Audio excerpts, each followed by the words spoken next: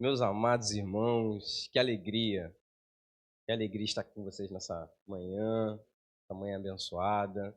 Bom dia a todos, graça e paz da parte de Deus e da parte do nosso Senhor Jesus Cristo, amém? É sempre uma enorme alegria estar aqui com vocês, com os irmãos. Me sinto em casa, me sinto realmente em casa quando estou aqui. Confesso que eu queria vir mais, queria estar mais aqui, mas ele não deixa. Deixa eu ir lá, eu quero sentar lá no último banco. Ele, não, você não pode. Eu falei, eu quero sentar no último banco. Então ele não deixa eu vir mais. Eu queria vir mais, participar com os irmãos, né? Mas também as nossas demandas lá na nossa igreja sede, né?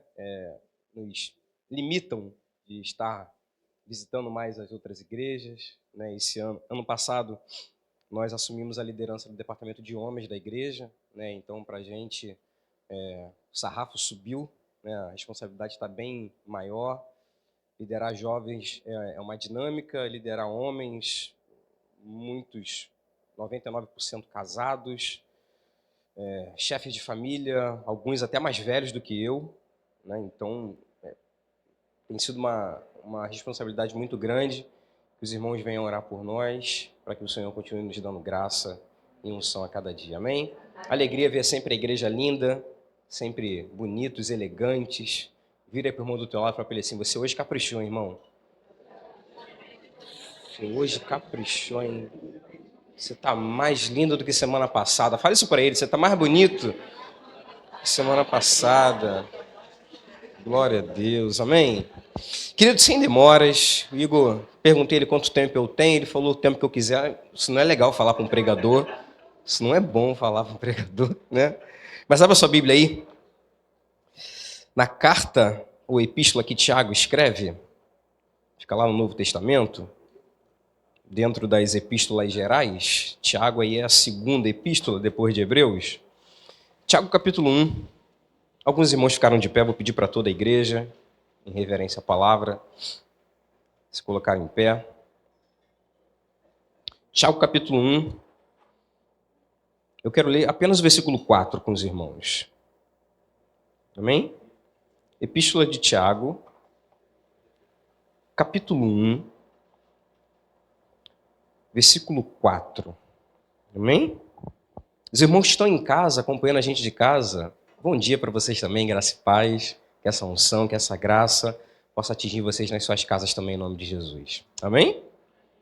Amém, queridos? Quem achou diz amém. Glória a Deus. Vamos lá, irmãos. Assim diz a santa palavra do Senhor. Tiago capítulo 1, verso 4. O texto bíblico diz assim: Tenha, porém, a paciência. Tenha, porém, a paciência, a sua obra perfeita. Uau!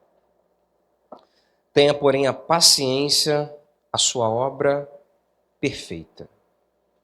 Para que sejais, número 1, perfeitos e, número 2, completos. Sem faltar em coisa alguma. Amém, queridos? Só até aí. Pai Santo, fala conosco nessa manhã. Que o Teu Santo Espírito ministre aos nossos corações. Que possamos, nessa manhã, Senhor, estar com os nossos corações ligados, ó Pai, para ouvirmos a Tua voz.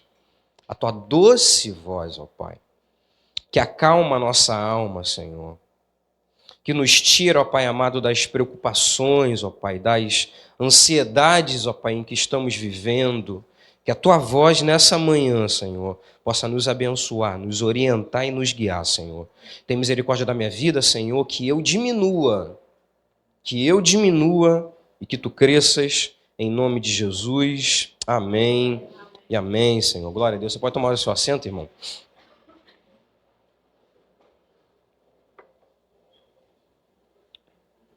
Glória a Jesus. Meus amados irmãos,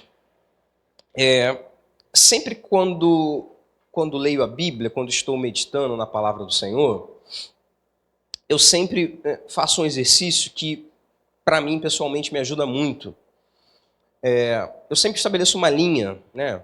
Claro, quando eu vou estudar, pego uma folha em branco, um bloquinho que eu tenho lá em casa de anotações, estabeleço uma linha e faço dessa linha uma linha do tempo, para eu poder entender onde estou, que momento estou na narrativa bíblica, né?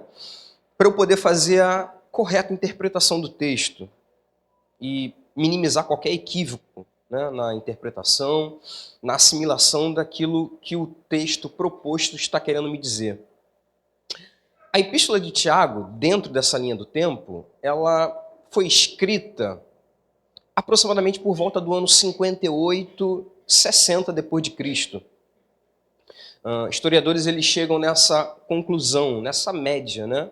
Não é uma data aproximada, mas dentro do contexto eles chegam nessa data aproximada da escrita, entre o ano 58 e o ano 60 depois de Cristo. Tiago ele é inspirado por Deus para escrever essa carta para nos orientar a respeito da doutrina. É interessante também analisarmos que no ano 58, 60, ainda nós não temos o Novo Testamento que conhecemos hoje. Não, pastor? Não, ainda não.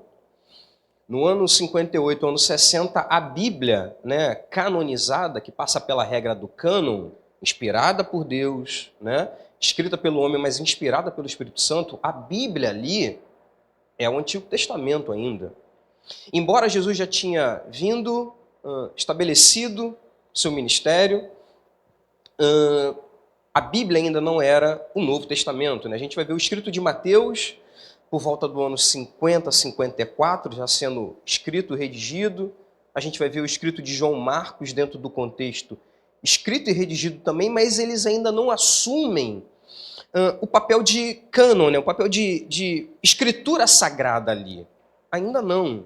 Até porque os escritos eles foram sendo divulgados pelas igrejas, né? E eles vão assumir de maneira gradual o papel de cânon. A gente vai ver só lá no ano 324, 325, no Concílio de Nicéia, quando Constantino assume o poder do Império Romano, a gente vai ver ali, né, as igrejas já tinham recebido seus escritos, né, muitos já tinham assimilado, não, isso aqui é a letra de Paulo, isso aqui a gente assume como escritura sagrada. Não, isso daqui é a letra de Pedro, eu conheço essa letra, conheço esses escritos.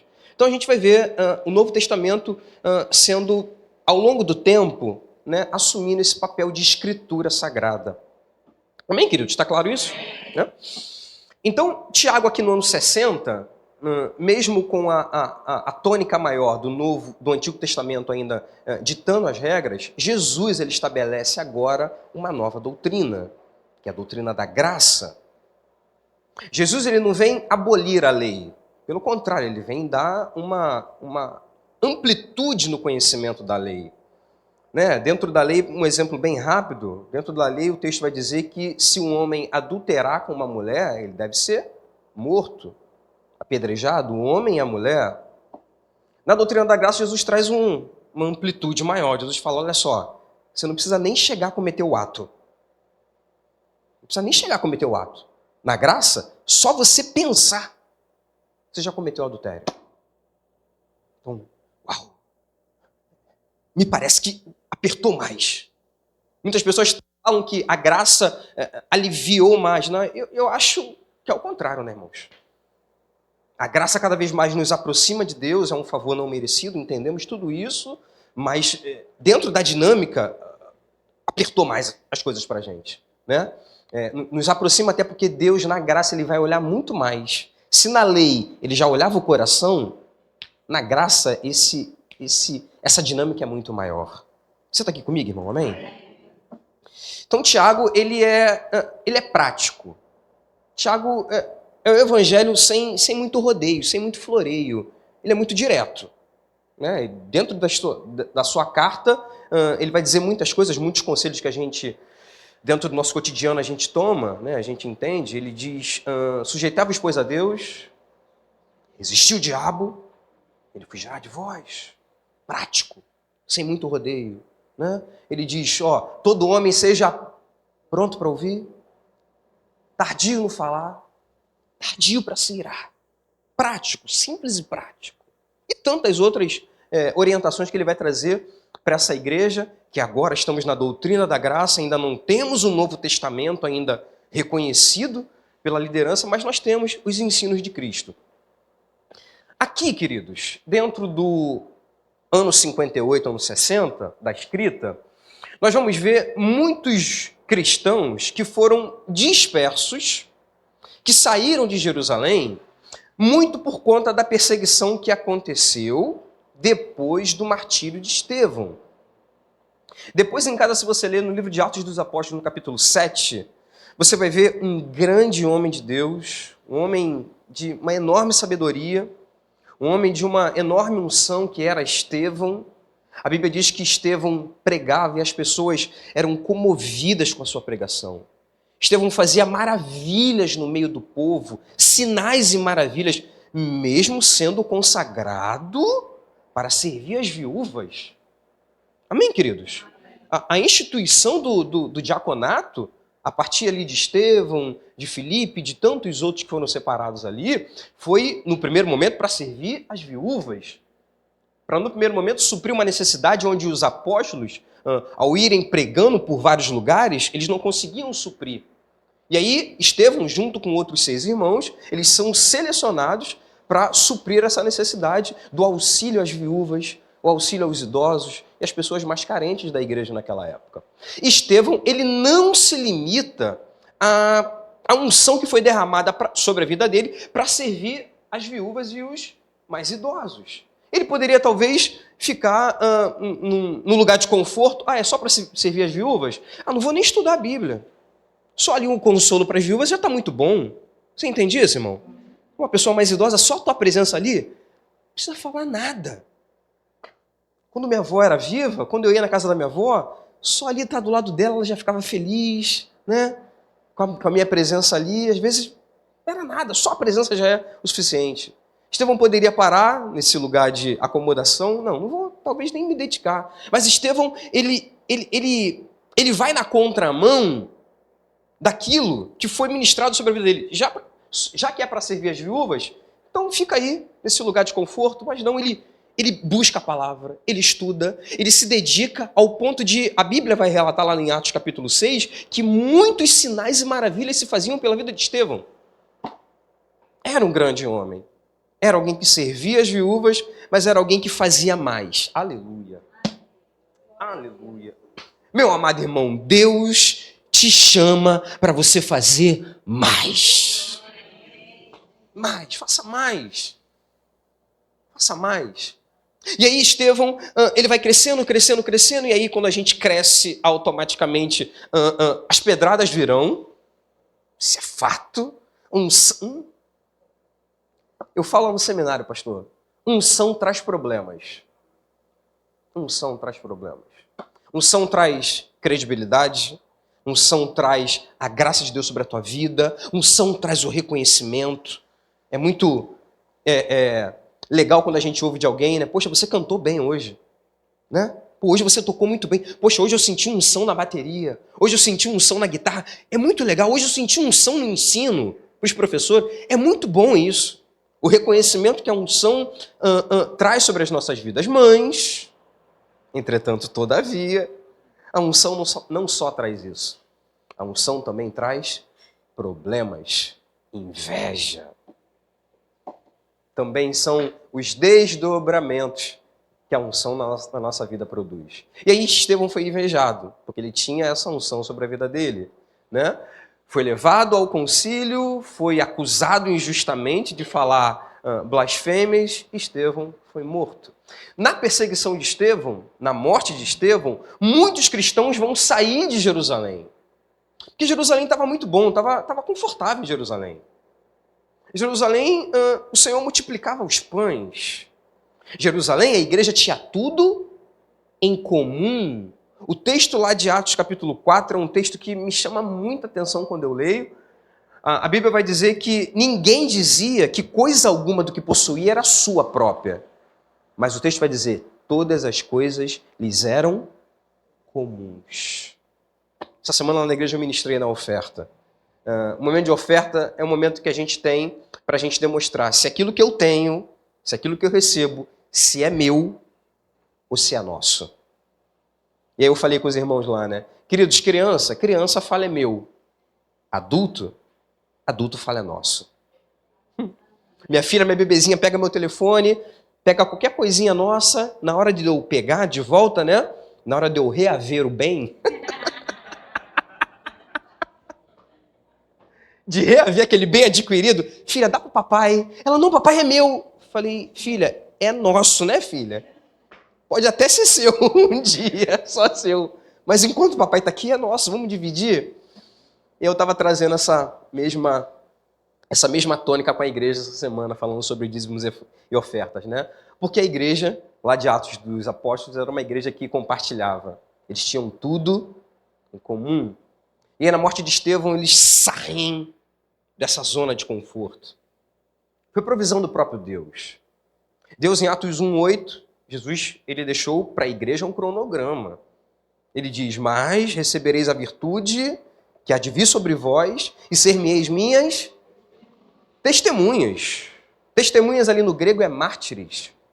Vocês vão dar a vida por essa causa. Ser-me-eis minhas testemunhas, tanto em Jerusalém, número 1, Judéia, número 2, Samaria, número 3, e por toda a terra, número 4. Até os confins da terra, número 4. Então tinha um cronograma. Primeiro em Jerusalém, Judéia, Samaria, e aí você vai mundo afora. A igreja estava muito confortável em Jerusalém. Pelo fato deles terem tudo em comum, e aí Deus permite a morte de Estevão para dar uma sacudida, para tirar aquela igreja que deveria cumprir um cronograma de levar o evangelho para todas as partes do mundo. Eles estavam muito presos, estagnados em Jerusalém. E Deus permite a morte de Estevão, e aí com a perseguição eles vão. Eles saem com medo, pastor? Não. Eles saem pregando. Filipe chega em Samaria pregando, e outros cristãos, eles vão, né, para diversos lugares, levando consigo a semente do evangelho. Você pode dar uma glória a Deus por isso? Então, problemas que nós julgamos como problemas, situações que nós julgamos como situações difíceis para nós, para Deus é só um mecanismo. Meu Deus! Aleluia! Para Deus é só um mecanismo que Ele tem de espalhar a sua palavra. Então, com a morte de Estevão, eles vão pregando o evangelho em diversos lugares. E aí Tiago, ele é usado por Deus para escrever para esses cristãos que estão dispersos. Para esses cristãos que agora não têm mais a presença de Pedro como orador todo domingo de manhã. Você está aqui comigo, irmão? Na igreja de Jerusalém, o pregador de todo domingo de manhã, você sentava para ouvir Pedro, irmão. Você sentava para ouvir Tiago, você sentava para ouvir João. Aqueles homens que andaram com Jesus durante 3 anos e meio. Meu irmão, os pregadores eram aqui em cima, em Jerusalém. Agora, na dispersão, agora eu vou ser o pregador. Pessoas simples, pessoas humildes, pessoas que muitas delas não tiveram o seu nome citados na Bíblia. Vão ser os pregadores. Quando você chega em Atos 11, você vai ver Barnabé chegando na igreja de Antioquia da Síria, e lá já tinha uma igreja estabelecida. Aí você procura lá, nomes anônimos. Não tem nem nome. Quem foi que estabeleceu a igreja de Antioquia da Síria? Não vê, são anônimos. Cristãos que saíram de Jerusalém por conta da perseguição. Deixa eu abrir um parênteses aqui. Perseguição essa que ainda não era pelo Império Romano. Ainda não. Perseguição estabelecida pelos próprios judeus. Judeus ainda, de casa. Ok? Judeus. Tiago, ele é inspirado para escrever para esses cristãos, que agora serão os pregadores das mini-igrejas que eles vão encontrar, das igrejas nas casas que eles vão estabelecer. Tiago escreve para esses cristãos. E aí, Tiago 1, amém? Você que está com a tua Bíblia aberta aí, por favor. Não fecha a Bíblia não, irmão. Fecha não, fica com ela aberta aí. Vamos lá, nós lemos como base Tiago 1, verso 4. Amém ou não amém? Tiago 1, 4, né? Vamos ler Tiago 1. Tiago 1, o texto diz, Tiago, servo de Deus e do Senhor Jesus Cristo, as 12 tribos que andam dispersos. A todos vocês que saíram daqui de Jerusalém, todo mundo que saiu, saúde para vocês. Não só a saúde física, mas a saúde mental, espiritual. Vamos continuar pregando o Evangelho de Cristo. Vamos continuar pregando o Evangelho puro e genuíno. Naquela época também muitas pessoas estavam deturpando a graça, muitos ensinos estavam nascendo, confrontando, contradizendo a divindade de Cristo. A gente vai ver ali por volta daquele ano ali nascendo uma seita chamada gnosticismo, que colocava em xeque a divindade de Cristo, né, dizendo que a matéria é má, não pode produzir algo bom, algo santo como Cristo. Então, Tiago está dizendo, gente, vocês estão dispersos aí, agora não sou eu que prego para vocês mais, agora vocês não têm Pedro pregando para vocês todo dia, não tem internet, não dá para a gente se falar sempre, então deixa eu escrever essa carta para vocês. Saúde mental e saúde espiritual para vocês. Saúde, vamos pregar o Evangelho com saúde, com graça. Verso 2 ele diz, meus irmãos, têm de grande... Meu Deus! O que é isso, irmão? Tem de grande gozo ou grande alegria quando cairdes em várias o quê? Em várias o quê que está escrito aí, irmão? Tentações. Precisamos ter muito cuidado com as versões. Lembrar que o texto aqui não foi escrito na língua portuguesa, foi escrito na língua grega. Muitos tradutores usam a palavra tentação. Na minha Bíblia também está tentação. Mas o texto aqui no original vai dizer peiradizo. Meus irmãos, têm de grande gozo quando caídes em várias tentações, em vários peiradizos. Peiradizo no grego não é tentação. Peiradizo no grego é provação, prova. Até porque tentação não vem de Deus.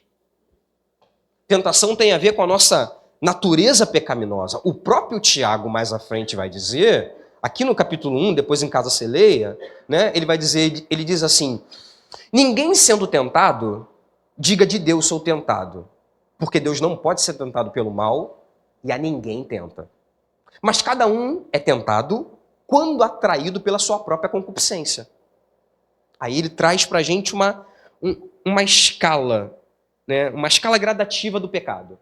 Ele diz assim, cada um é tentado quando atraído e engodado pela sua própria concupiscência. Havendo a concupiscência concebido, ela dá à luz o pecado. E o pecado consumado gera morte. É um estágio gradativo. Então Deus ele não induz ninguém à tentação. Deus não quer te induzir para as obras da carne. Não. Agora Deus quer me forjar. Isso eu entendo. Deus quer me provar. Aleluia, todo aprovado precisa primeiro fazer um exame.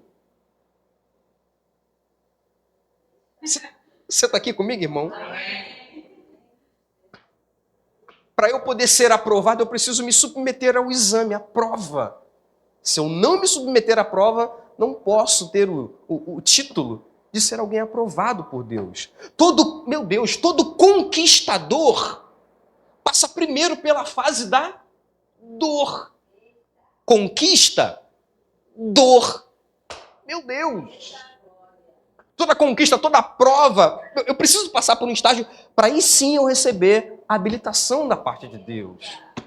Amém, igreja? Então Tiago ele diz assim, meus irmãos, tem de grande alegria. E para mim essa conta não fecha. Para a gente parece que não fecha. Ele está dizendo assim, gente, a prova está grande, vamos dar glória a Deus. Vamos dar glória a Deus. A perseguição está apertando para a gente, vamos dar glória a Deus. Cristo foi perseguido. Pedro, 1 Pedro, depois em cada você lê, 1 Pedro capítulo 4, ele vai dizer, queridos, quando alguma provação vir, alguma dificuldade vir, não achemos que é algo estranho. Você já leu isso? Eu estava lendo nessa semana. Vamos lá, segura aqui primeira. Pode ser, irmão? Segura Tiago 1. Vamos lá em 1 Pedro, rapidinho. Estava lendo isso essa semana, eu falei, Jesus, que palavra é essa? 1 Pedro capítulo 4, um pouquinho mais à frente aí. 1 Pedro, só para a gente pegar um empréstimozinho naquilo que Pedro escreveu.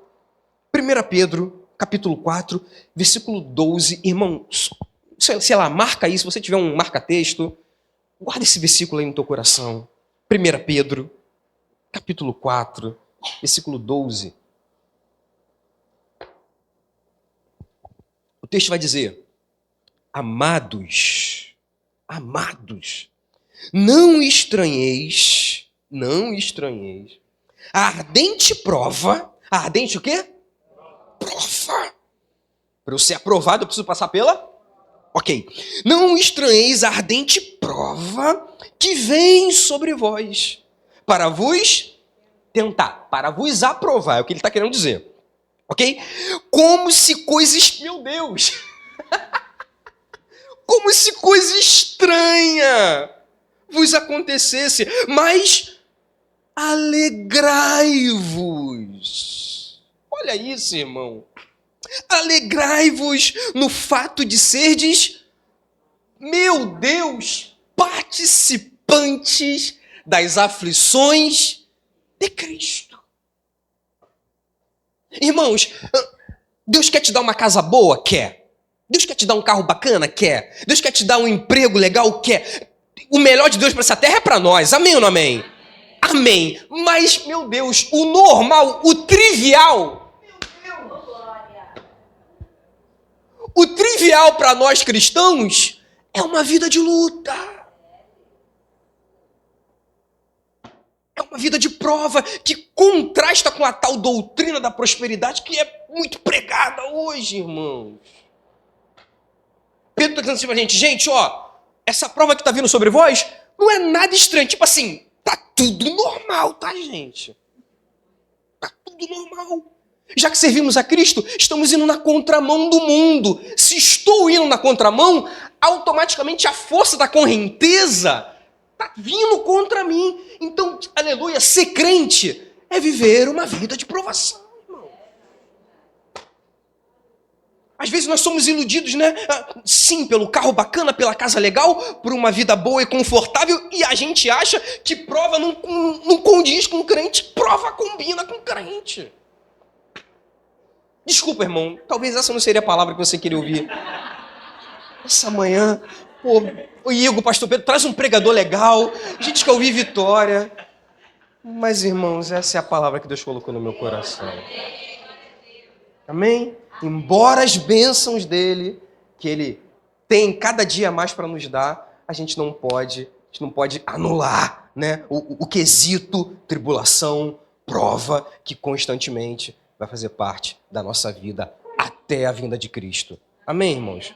A gente não vê Jesus nos 3 anos e meio que os evangelistas contam pra gente, a gente não vê Jesus, né, desfrutando de umas fériasinhas lá na ilha de Malta, na ilha de Creta. Bota na internet hoje, pesquisa a ilha de Creta, irmão. Uma das ilhas mais lindas que tem. Paulo, Tito passaram por Creta, mas passaram lá pregando e evangelizando. A gente não vê Jesus tirando férias. Você já viu isso nos evangelhos, irmão?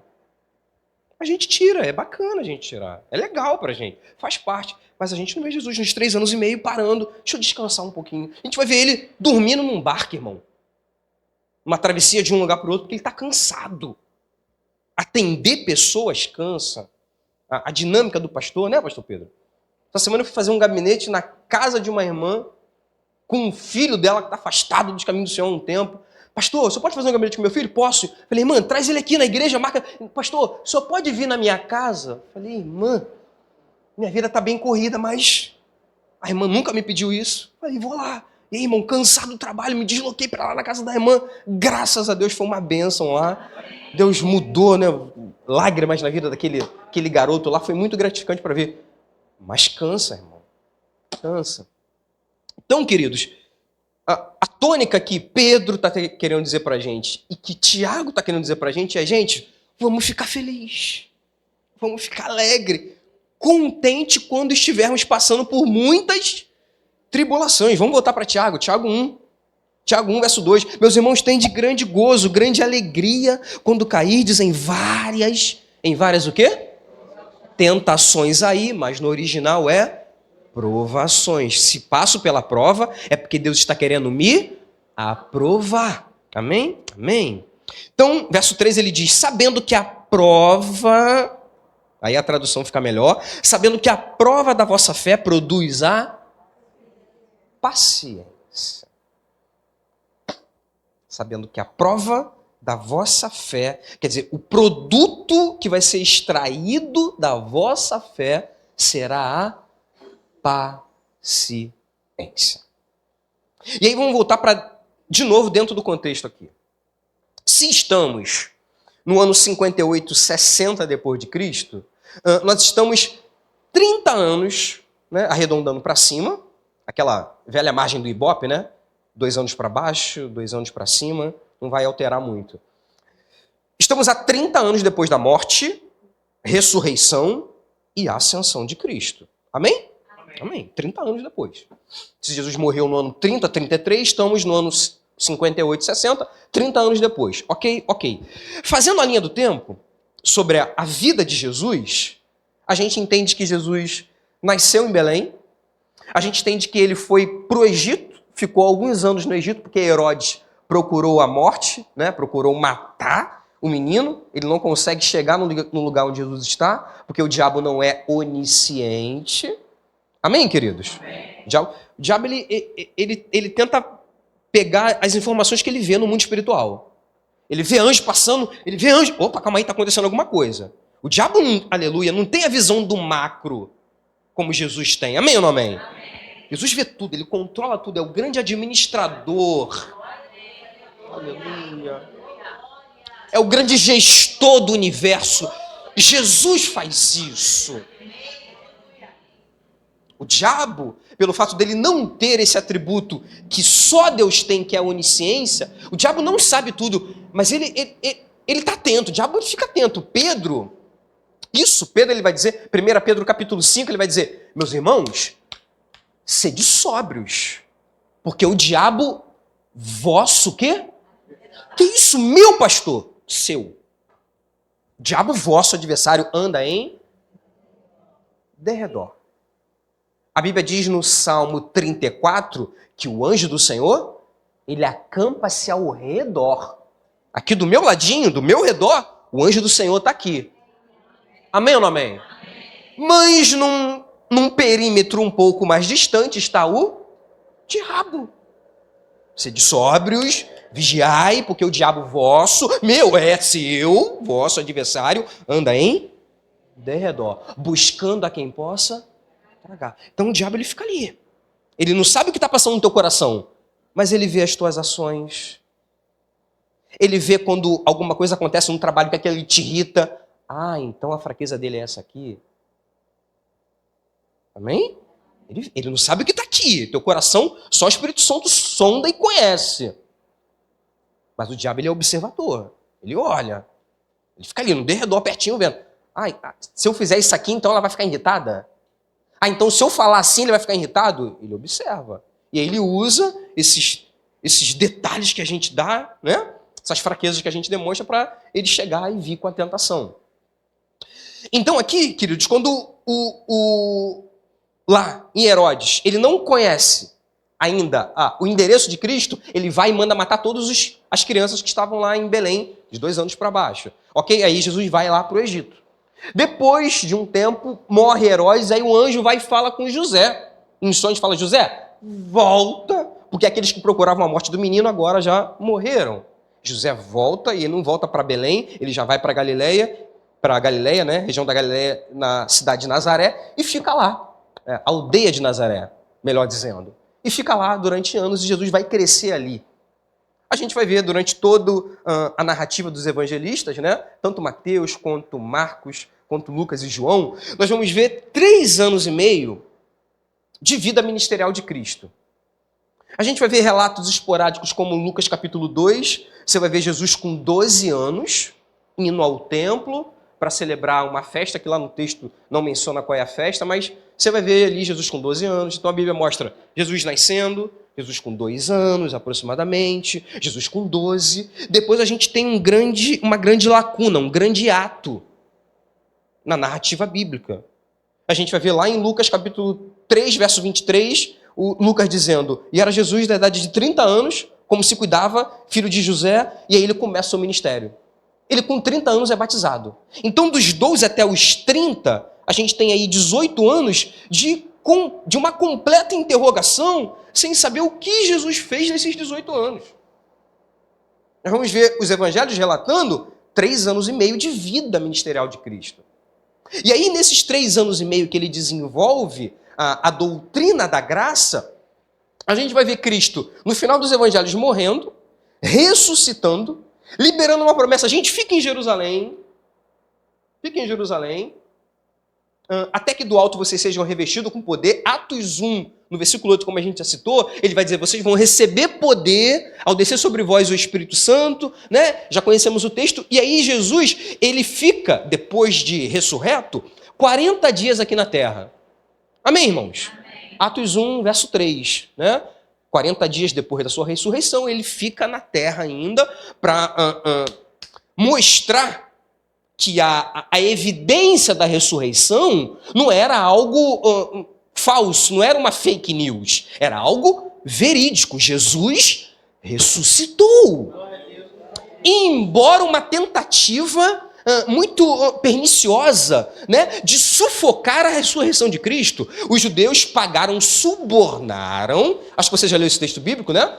Mateus capítulo 28, judeus, fariseus, os chefes do templo subornaram soldados para que se divulgasse uma notícia que o corpo de Jesus foi roubado, para tentar abafar a notícia da ressurreição. Então, enquanto uns estão divulgando o roubo de Cristo para abafar a ressurreição, Jesus está vivo 40 dias. O texto de 1 Coríntios, no capítulo 15, vai dizer que Jesus aparece para mais de 500 pessoas.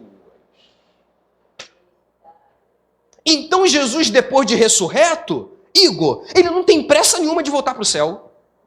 Meu pastor, pressa nenhuma. Jesus, depois de ressurreto, né? Talvez se fosse eu, se fosse você, Jesus, agora todo poder me... Aleluia. Jesus diz, todo poder me é dado nos céus e na terra. Ele talvez já voltaria para o céu. Já fiz o meu papel aqui na terra, deixa eu sair desses seres humanos, são muito pecadores, deixa eu voltar para a minha glória. Não. Depois de ressurreto, ele ainda fica 40 dias na terra, aparecendo, mostrando para os seus discípulos e para aquelas outras pessoas. Vocês estão me vendo aqui? Aleluia. Tomé, bota a mão aqui, Tomé. Bota a mão. Aleluia. Vocês estão vendo? Eu ressuscitei. Aleluia.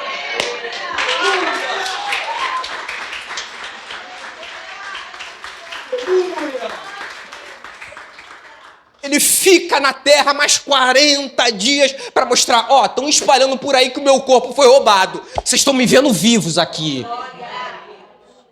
Aleluia. E aí, 40 dias depois, aí sim ele é assunto aos céus. E 10 dias depois, nós vamos ver o derramamento do Espírito Santo. Se ele fica 40 dias, 50 dias depois da Páscoa, era comemorada a festa do Pentecostes, da festa das colheitas. Amém? Amém. Então ele fica 40 dias, 10 dias depois, a promessa da descida do Espírito Santo se cumpre. Ok? E a gente vai ver os discípulos pregando. Na cabeça daqueles discípulos, na cabeça dos apóstolos e de todas aquelas pessoas que estavam ouvindo agora essa doutrina da graça, recém-inaugurada por Cristo, na cabeça deles, irmãos, Jesus vai voltar ano que vem. Você está aqui comigo, irmão? Pensa comigo. Vamos botar nossa mente lá atrás agora. Pensa comigo. Jesus, durante 30 anos, se aniquilou. Ficou lá no anonimato com o Pai. Com 30 anos ele vai, se submete ao batismo com João Batista.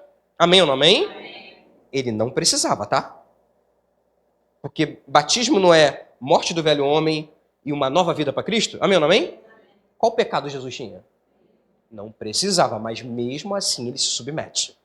Isso aqui é lindo demais. Ele vai lá até João, se submete. João ele fica constrangido, né? João fala assim, calma aí. Não, tá tudo errado aqui. O senhor tá vindo para eu te batizar? Não, o certo é o senhor me batizar. Aí Jesus, João, meu filho, tá escrito. Eu tô aqui para cumprir, João. Vai lá. Eu sei que para você tá difícil isso. Mas vai lá, João, me batiza aqui. João não se sente confortável de batizar aquele puro cordeiro. João dizia, eis aí o Cordeiro de Deus, que tira o pecado do mundo. João se sentia indigno, irmãos, de pegar e descer Jesus as águas ali para batizar. João se sentia indigno daquele ato, mas Jesus, João, vamos cumprir o protocolo, João. Me ajuda, João. E aí João vai lá, batiza Jesus, e aí a gente vai ver Jesus agora em 3 anos e meio mudando tudo.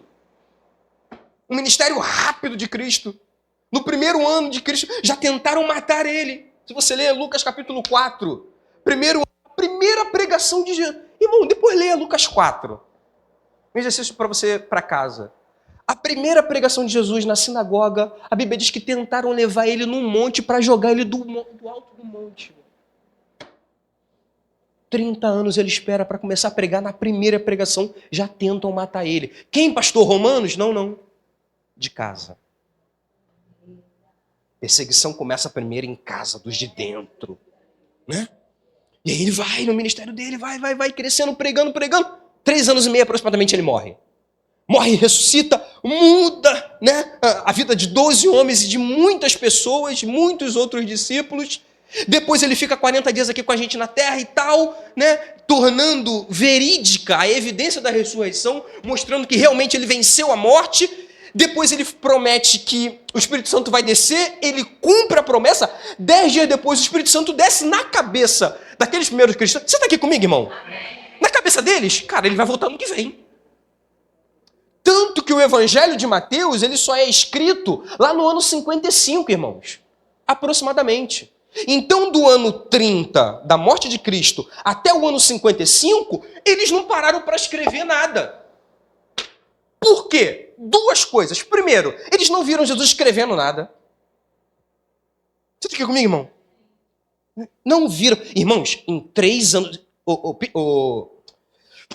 Igor, lá no seminário eu falo com os alunos. Falo, gente, olha só. Se eu fosse Jesus, se eu conhecedor, que eu tivesse 3 anos e meio para discipular obreiros, eu talvez colocaria eles 1 ano e meio na teoria, na prática. Gente, vamos... apostila. Você está aqui comigo, irmão? Organizado começou, gente, vamos comprar papel, apostila, vamos lá. Ó, o que eu penso do evangelho é isso, ó, a doutrina da graça é isso. Para você expulsar demônio, faz assim.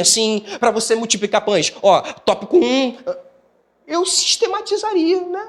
Colocaria tudo em tudo. Ó, faz assim. Jesus não faz nada disso, irmãos. Os 3 anos e meio dele não tem nada de teoria, é só prática. Meu Deus!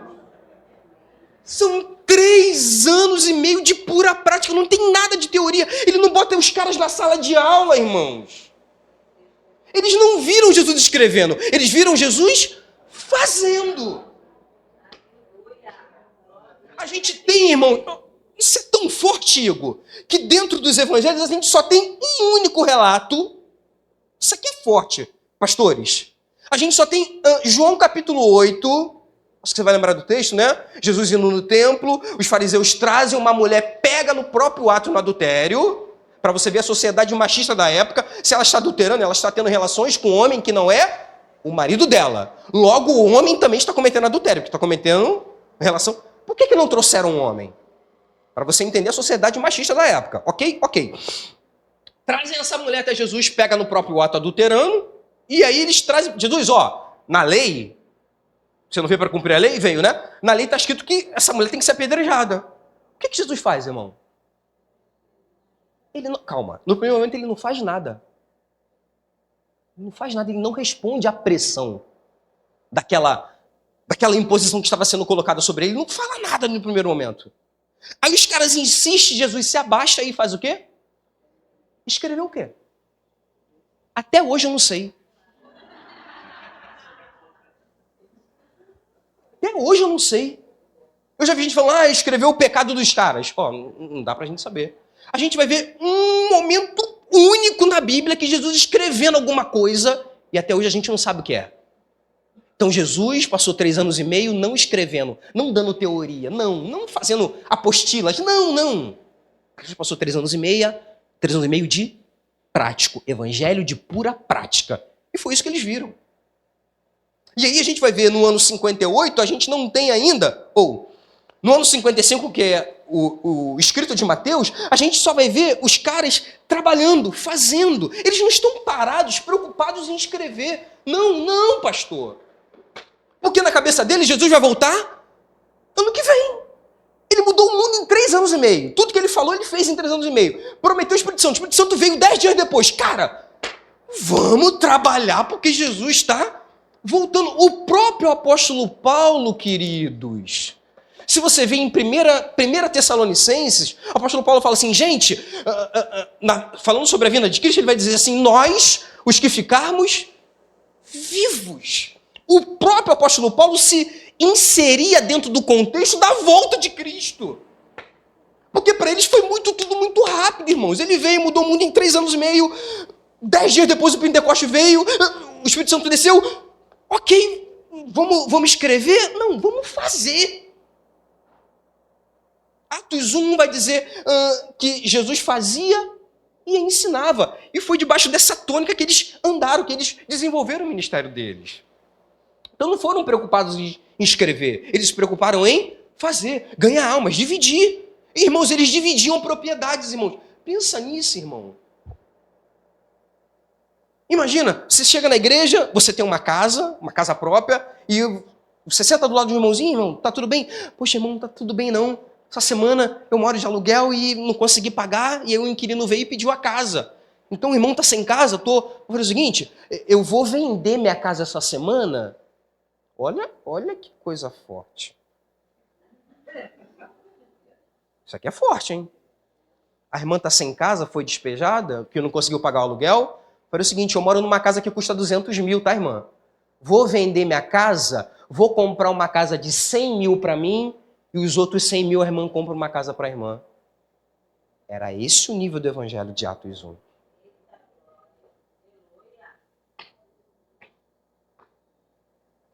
É essa hora que a mensagem dá uma apertada. É nessa hora. Eles vendiam suas propriedades, irmãos. Vendiam. Ninguém tinha falta de nada na igreja de Atos. Se eles estão vendendo suas propriedades, eles não estão preocupados com bens materiais. Por quê? Porque na cabeça deles, para que ter bens materiais se Jesus vai voltar amanhã? Para que eu ficar preso aqui nessa terra se daqui a pouquinho tudo que ele prometeu vai acontecer? Então, os discípulos e toda a igreja daquela época, eles estavam focados na volta de Cristo. Como eu falei, o texto de Paulo, a igreja de Tessalônica, Paulo se insere dentro do... Cara, nós, os que ficarmos vivos, você vai ver lá. Está lá, primeira pessoa do plural, o relato de Paulo. Nós, os que ficarmos vivos para a volta de Cristo. Então, eles ansiavam a volta de Cristo naqueles dias. Pedro, ele escreve isso também, na sua segunda carta, 2 Pedro, no capítulo 3, ele vai dizer assim, vocês estão achando que Cristo está demorando, né, irmãos? Vocês estão achando que a volta de Cristo está demorando muito, né? Cristo, ele é longânimo, ele não quer que ninguém se perca. Então, muitos dos crentes, eles estavam com essa ansiedade. A ansiedade daquele tempo era uma ansiedade saudável. Qual era? A volta de Jesus. Ansiedade essa que deveria fazer parte do nosso cotidiano. Quantas vezes essa semana... Faça um exercício, irmão. Quantas vezes essa semana, em meio aos nossos problemas, nós pensamos, nós clamamos, Senhor, volta logo, Jesus, me tira dessa situação. Mas a gente quer a solução do problema aqui.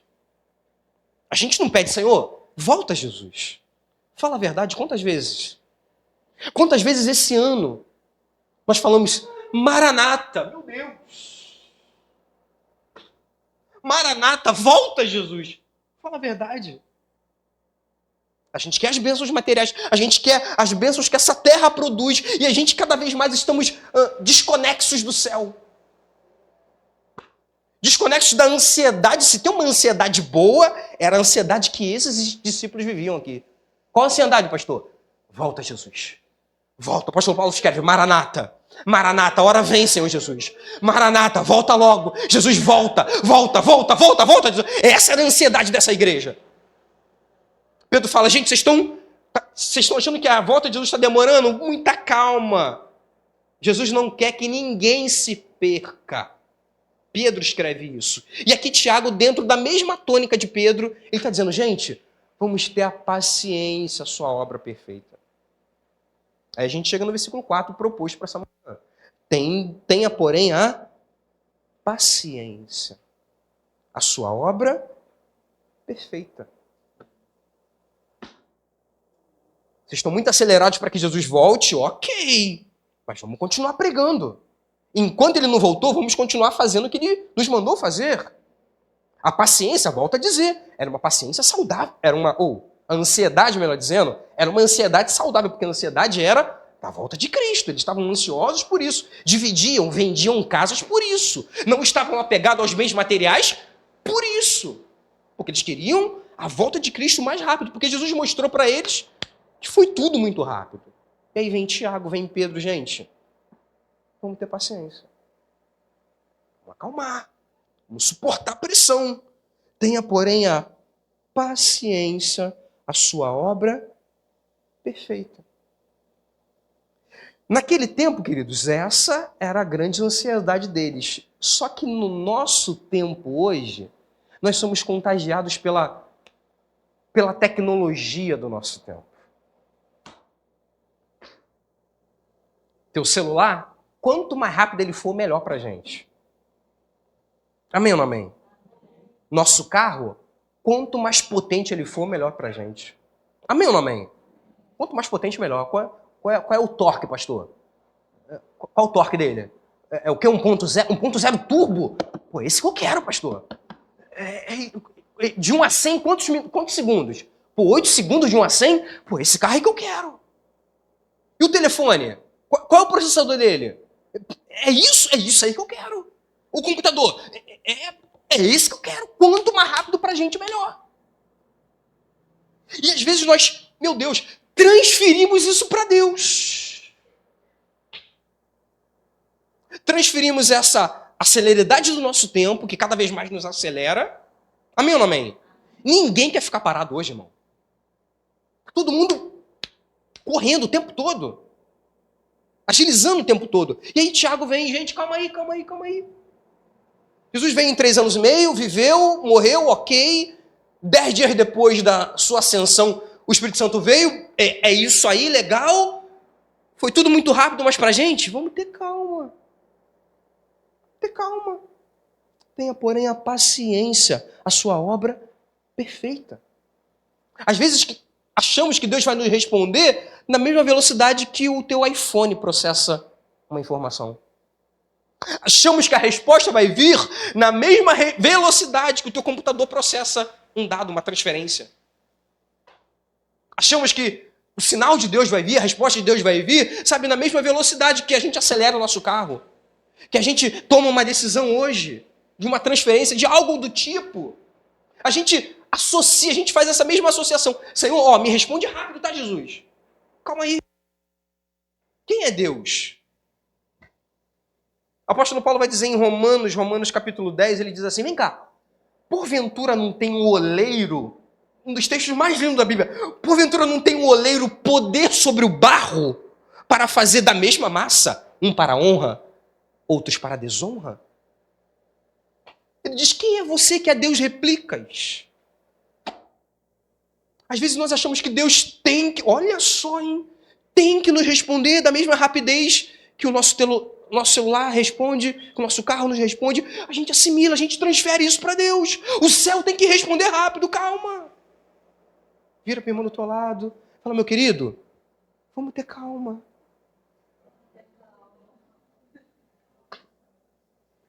Vamos ter calma.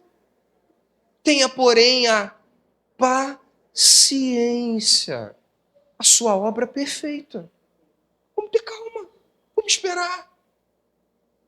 Essa foi, talvez, a grande reivindicação de Marta e de Maria. Pô, Jesus, a gente te mandou um recado. Recebeu o WhatsApp. Jesus recebeu. Pô, tá lá, dois azulzinhos, né? Pô, ele leu a mensagem. Você leu a mensagem, Jesus? Tô trazendo a Bíblia para hoje, né? Te mandei a mensagem, Jesus, o senhor leu a mensagem lá, tava 2 azulzinhos lá, o senhor leu a mensagem, por que o senhor não veio no tempo que a gente pensou, Jesus? Aí Jesus vai lá, chega lá, depois de 4 dias e fala, Marta e Maria, eu chego na minha hora.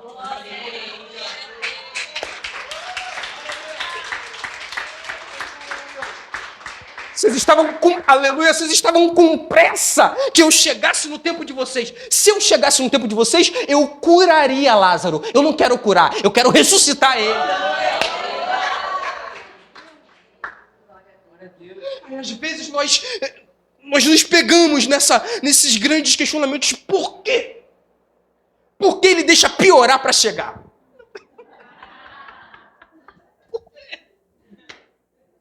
Não foi assim com Abrão, irmãos? Abrão, depois de 10 anos, Gênesis capítulo 16.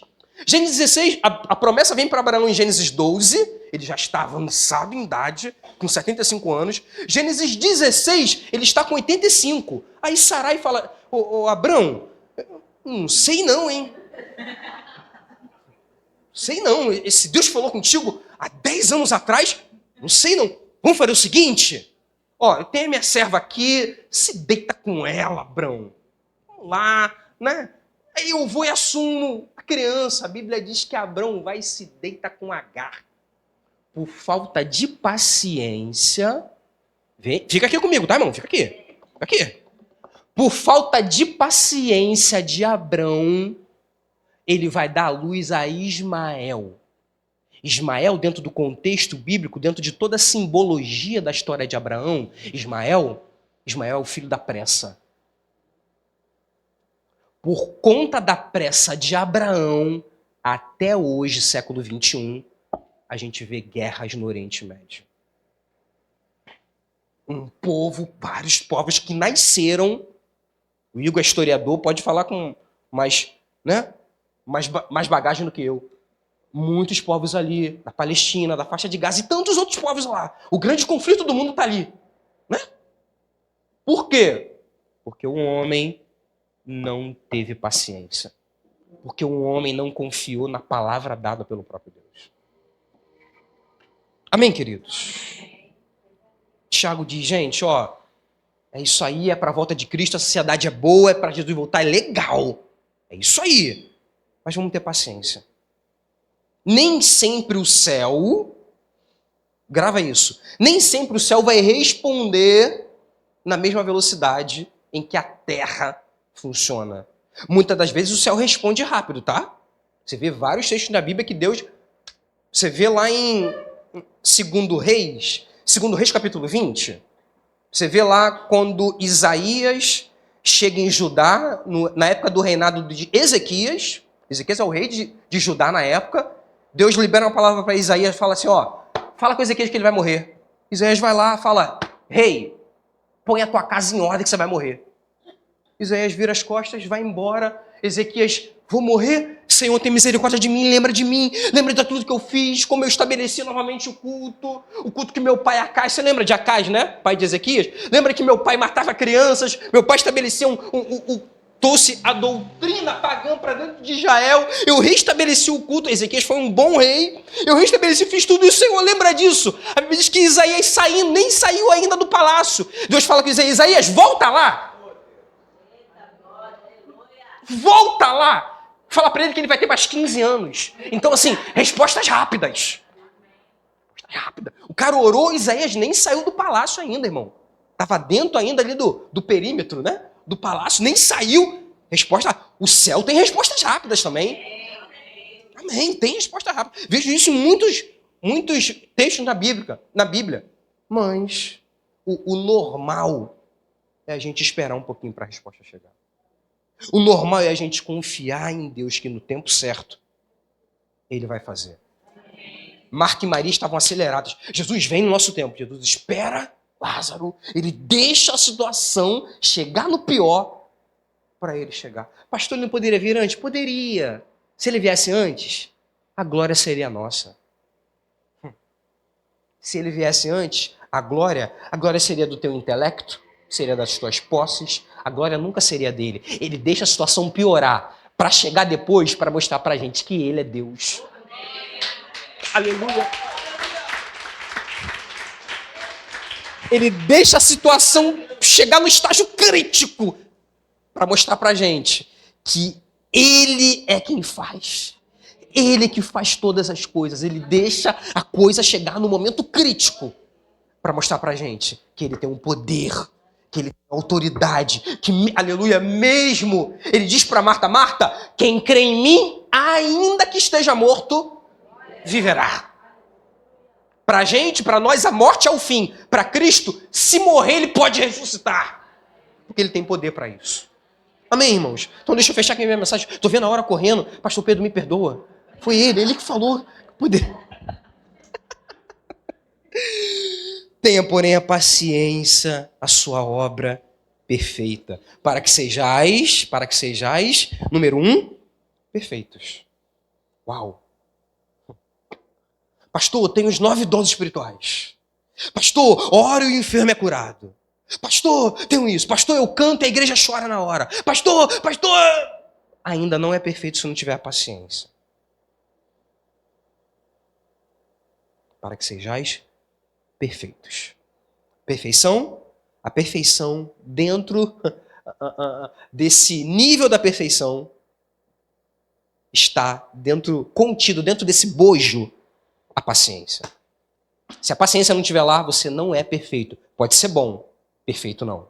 Para que sejais perfeitos e... Perfeitos e o quê que está escrito aí na Bíblia? Perfeitos e completos. Tenha, porém, a paciência, a sua obra perfeita. Para que sejais perfeitos, número 1, e completos, sem faltar em coisa alguma. Amém, queridos? Vamos esperar mais? Vamos?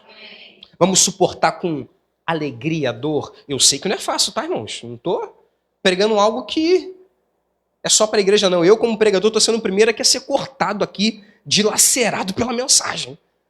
É uma faca de 2 gumes que pega aí, mas pega aqui também, como pregador.